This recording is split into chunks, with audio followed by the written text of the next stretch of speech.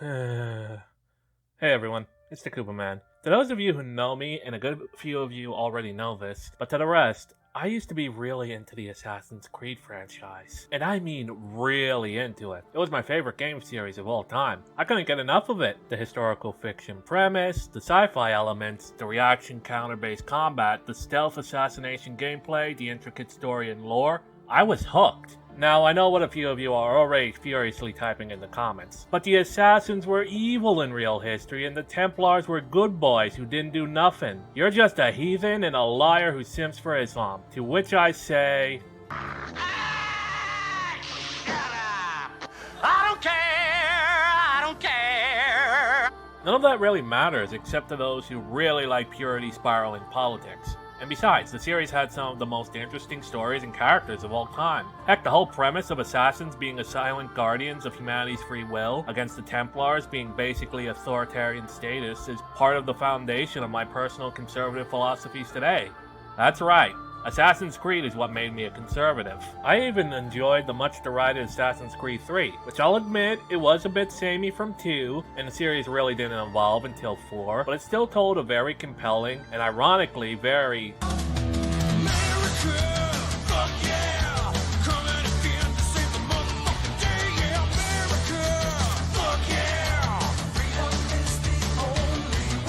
story in the end, despite the creators being Europeans and trying not to do that.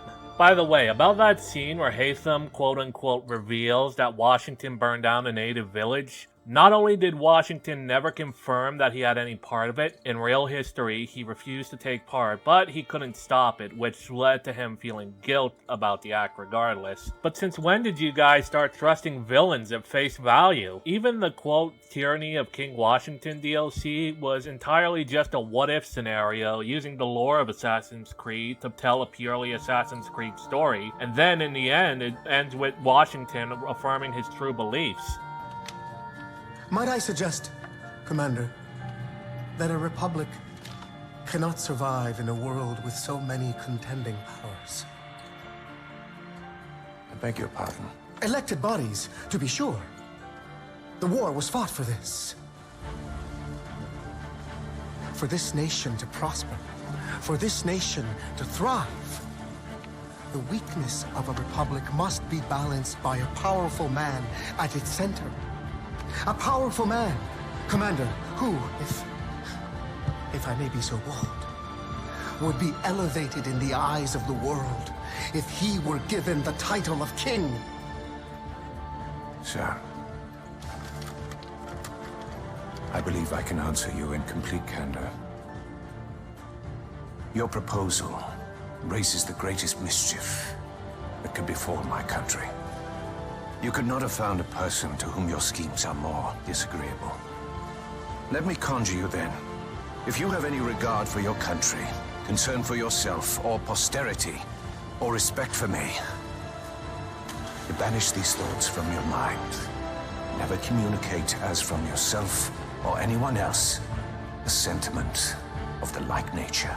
But this isn't the Koopa slaps around his friends and their hot takes on Assassin's Creed around video. You're probably still waiting for the hammer to fall. So what happened then? 2 words. Annual releases. The same thing that did in Modern Warfare, Battlefield, any sports title that isn't Mario Sports, and even Pokemon as we covered in previous videos. Once Assassin's Creed got popular, Ubisoft got greedy, and they milked that cow till it could be milked no more. This led to games having tighter and tighter deadlines, which was a recipe for disaster. They managed to stave it off for a while. Heck, Assassin's Creed 4 Black Flag, a game I still regard as one of my favorites in the series, was made under these conditions. But it cannot be denied that it did have some drawbacks. Assassin's Creed 3 released with bugs and technical issues due to having to skip some playtesting, requiring a post-launch patch in the first week. Assassin's Creed Brotherhood and Revelations were limited to a single map, whereas previous titles featured several, and Assassin's Creed Liberation was just painfully short,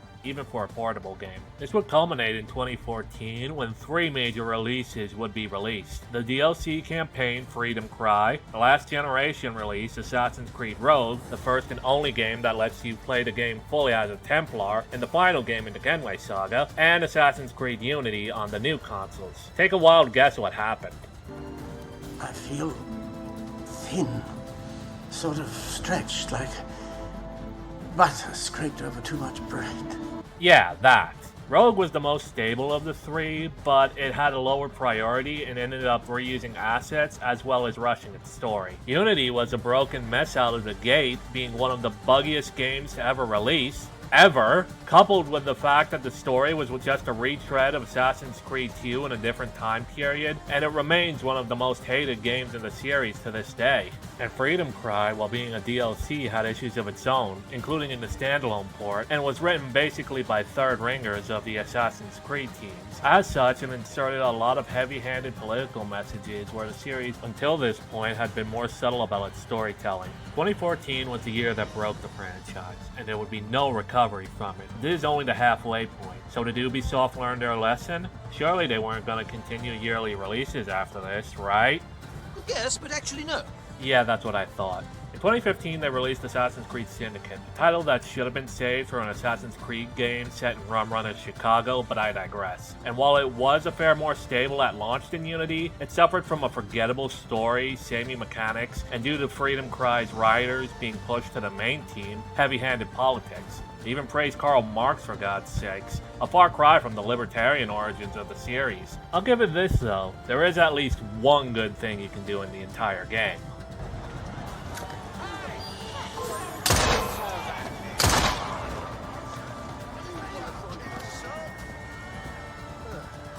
And it doesn't even seem to penalize you either. You can save the entire course of history and you don't even get an achievement.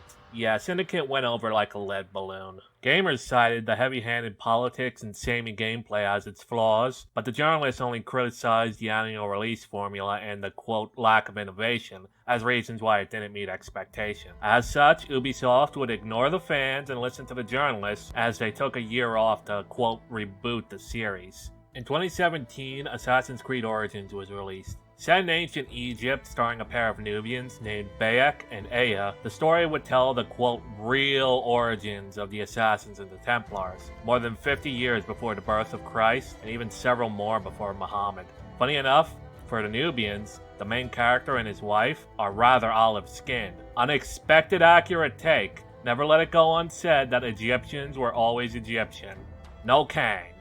But while on the topic of historic racial accuracy, I should also mention that nearly all of the villains were white/Greek. And this was not even subtle, as the only two black villains in the game were made to be sympathetic, that they were only forced into evil by the members of the Pharaoh's court. I can't say for sure, I gave up with the series before Unity, but based on TV tropes and those who I know who have played the game, this kinda seems deliberate. I mean, Freedom Cry's writers were still there and all, but this was at least subtle enough to be somewhat tolerable. No, my issues with Origins came with the retcons. First off, one of the villains, Cleopatra, in Assassin's Creed 2, she was said to be assassinated with a viper by an assassin named Amunet as an act of tyrannicide. In the game, it turns out Cleopatra was not a Templar, but merely used them for an agenda of her own. And when she was found out, she tried to subvert them and their grand plan by taking over the Roman Empire, and was assassinated by Aya after ditching her husband in his time of emotional need, and changing her name to Amunet so it can still technically be canon. And there was no snake. Then there was the Julius Caesar DLC, where Aya aids Marcus Brutus in assassinating his friend and close compatriot, Julius Caesar, an act that caused him to go mad according to the lore of Assassin's Creed Brotherhood. But it's an act here where he relishes it as an act of tyrannicide, and it turns out Julius Caesar was a Templar. The Templar even. The granddaddy of all Templars, the quote, father of understanding. Yeah, remember that "may the father of understanding guide us" line? Turns out that was Julius Caesar all along. They prayed to Julius Caesar. Why do I get the feeling this was written by TJ Kirk? If you know this, like me, that Aya was behind almost all of this, it turns out Cleopatra isn't the only one with no agency. Bayek is a secondary character in the game where he's supposed to be playable, and Aya just ends up leaving him to do all this badass stuff as it turns out she was the real hero all along. And if that bit of, quote, girl power wasn't enough, wait till the next game, Assassin's Creed Odyssey, which would continue it. You could choose the gender of your main character for the first time, but all of the supplementary material made it clear that the female character, Cassandra, was the canon hero. Okay, then why give us the choice? I mean, did you really believe that nobody would play a game with a female protagonist? Granted, Ubisoft are left-leaning, and they do believe two things. One, that people can only really play as people who represent them. So that would explain the choice being in at all, instead of all focusing the game around Cassandra. And they believe that gamers were evil Nazi sexist racists. And that would lead them to making Cassandra's canon character a lesbian in ancient Greece. I mean, the Greeks were infamously homosexual, but that was only true of the men. The Amazons and the Isle of Lesbos were considered degeneracy by the Greeks at large. And Cassandra was supposed to be a Spartan who was tossed off a cliff for being weak. Sparta, the same culture which was, while largely masculine, only did this practice with deformed or crying male babies, not girls. Turns out the largely masculine Spartans respected their women as women and not as expendable soldiers. But that's just a supplemental material. What of the actual plot and story? Well, what plot and story? I am serious. I asked around, I checked TV tropes, I checked the wiki. Nothing was concrete other than, you're a descendant of Leonidas, go kill this cult. But who cares about the story? We got sex scenes now, right? These are the priorities of a franchise in decline. Both Odyssey and Origins, as well as the most recent game, Valhalla, have none of the original gameplay or the soul of the original games. Those were scrapped to make it a more open-world RPG. All three games even have fantasy monsters in their world, a setting that's supposed to be historic fiction, and you can fight Medusa and Sobek. No, I am not even kidding. I don't even need to talk about Valhalla. The original fans, myself included, all left the series far before it was released, and it was gonna be more of the same with a different setting and insistence that Vikings were misunderstood and that Alfred the Great was evil, and so was King Arthur.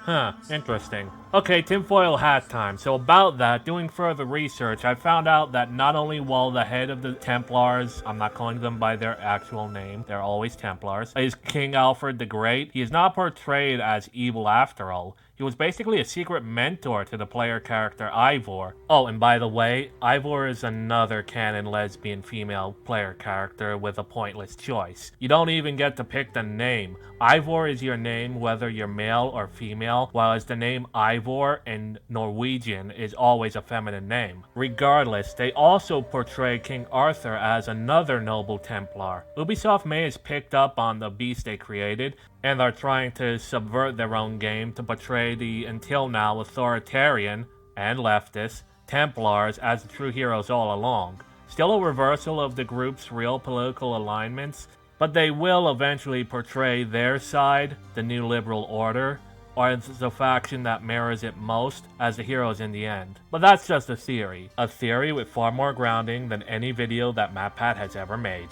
Back to the point, there is nothing Assassin's Creed about it anymore. The lore had been retconned or largely ignored and neglected just to make a glorified tech demo sandbox game where you fight in barely historic playgrounds between trashing cultural western figures and hunting fantasy monsters. There is nothing even original about this dumpster fire, just mishmashes of other better games. And to add insult to injury, not long ago, Ubisoft were going to cut off support and purchasability of the older Assassin's Creed titles outright, until Backlash made them pedal back. It really just goes to show how little they care for the games that made the series a legend. Only how long they can wear the suit of the legend till people notice something's amiss. With an impending announcement for the franchise coming in September, can anyone really say they care anymore? I know I sure don't, and that's just depressing. This used to be my top dog game series. Now it's not even worth paying attention to. Well, at least it frees me up some time for games that do still give a damn. It's been the Koopa Man. Game on.